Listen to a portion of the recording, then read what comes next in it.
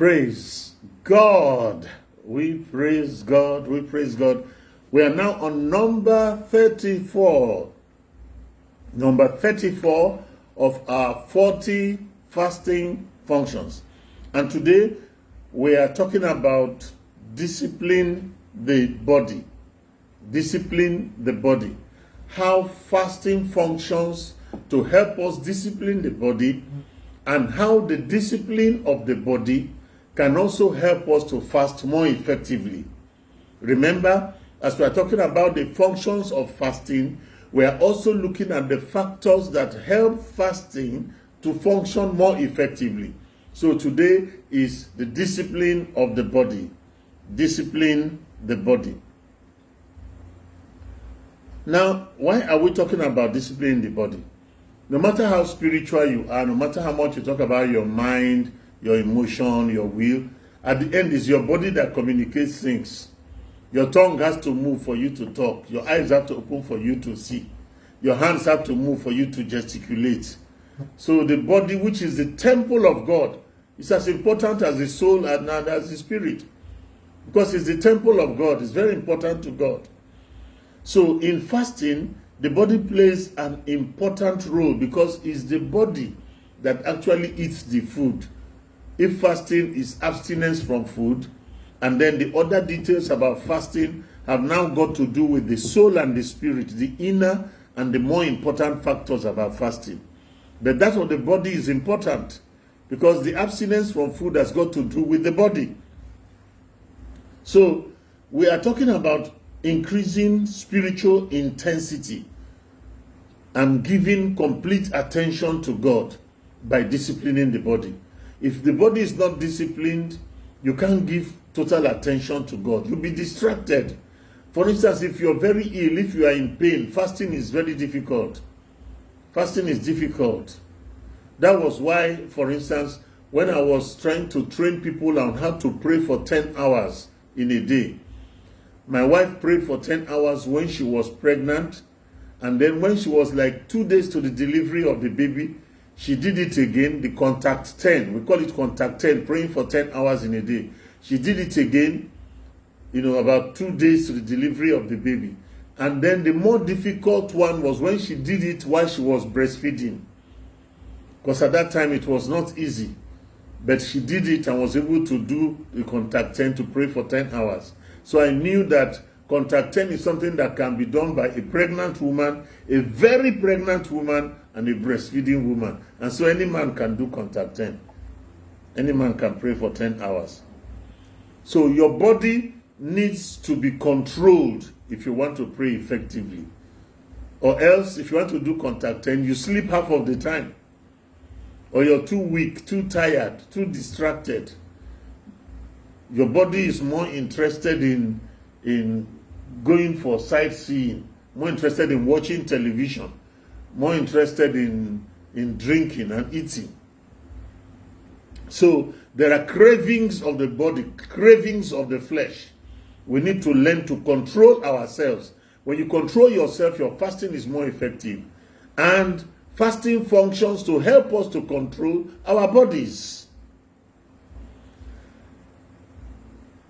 I'll tell you one or two stories, for instance, because generally I've counseled many people concerning fasting, and a number of the ladies say that their husbands disturb them when they are fasting. For instance, these ones that the fast is for a protracted period.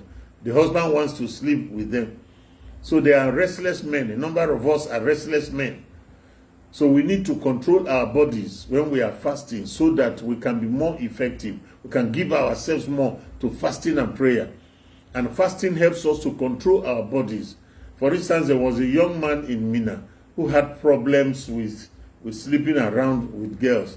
What helped him was that he took a fast of 3 days with prayer. No food, no water, and prayed through.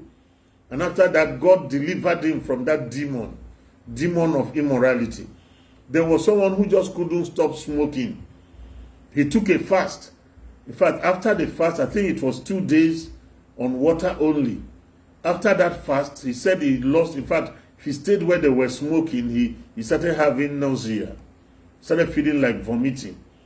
So fasting can help you control your body. And a controlled body makes fasting easier. That's why Paul said, I do not box like someone boxing the air. I bring my body under subjection.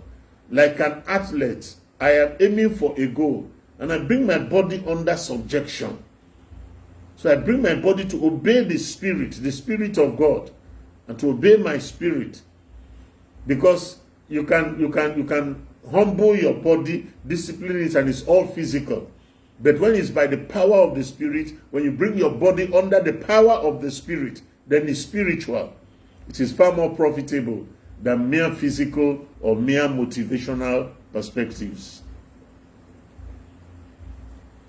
So, I remember a story of a guy who wanted to take a fast for 21 days. He had decided it's 21 days, but by, I think, the 8th day or so, the devil attacked him with lust. But he didn't know that what to do is to resist the devil. He will flee from you. Humble yourself under the mighty hand of God. When he told his wife that he needed to sleep with her, the wife said, "You are fasting. This is more than 1 week." He said, "No, he just needed that. He will continue." After the fast, he noticed that within 3 hours, he couldn't continue. He had to go and eat, and he regretted it. Sometimes it's a craving for food. When you are fasting, by the end of the second day, the desire for food tends to disappear and just comes occasionally during your eating times. So when it comes, you drink water, drink a lot of water, and have activities that get you involved, because it's primarily in the mind. When you defeat it in the mind, then it doesn't have that grip on you. So fasting helps you control your body, and a controlled body helps you to fast more effectively. So let's look at a text of the Bible. 1 Corinthians chapter 7 verse 5. 1 Corinthians chapter 7 verse 5. Defraud ye not one the other, except it be with consent, for a time, that ye may give yourselves to fasting and prayer, and come together again, that Satan tempt you not for your incontinency. So, from this passage, in principle, God does not want husband and wife to defraud themselves. The husband says, "No, I have nothing to do with you." The wife says, "No, I have nothing to do with you. Every day I'm tired, I'm busy, I'm not in the mood." Defraud not yourselves. That's the standard that the Bible is talking about. So defraud not one another. And then the second thing to note is that except it be with consent, if both sides agree. If both agree. When people ask me, suppose we are fasting and we are breaking in the evenings, can husband and wife still sleep together? I said it depends on your consent. If two of you agree, you are breaking every evening, you are fasting for 7 days, and you say for those 7 days you will not sleep together, then it's okay, very good. It helps you to focus more. But if one party finds it difficult and there's no consent, and when you break your fast in the evening, and you can sleep together, then the next day you continue. So that you may give yourselves to fasting and prayer, to give yourself, to surrender yourself. So a disciplined body helps you to surrender yourself to fasting and prayer. A disciplined body, it helps you. And then fasting and prayer helps you to discipline your body. So it works both ways. And he says, when you have done that fasting and prayer, come together again. Don't escape with the fasting. Come together again, so that Satan does not tempt you and take advantage over you because of your lack of control. So this is very important. So what do? Use fasting to bring more discipline to your body. Because when your body is more disciplined, then you can fast more.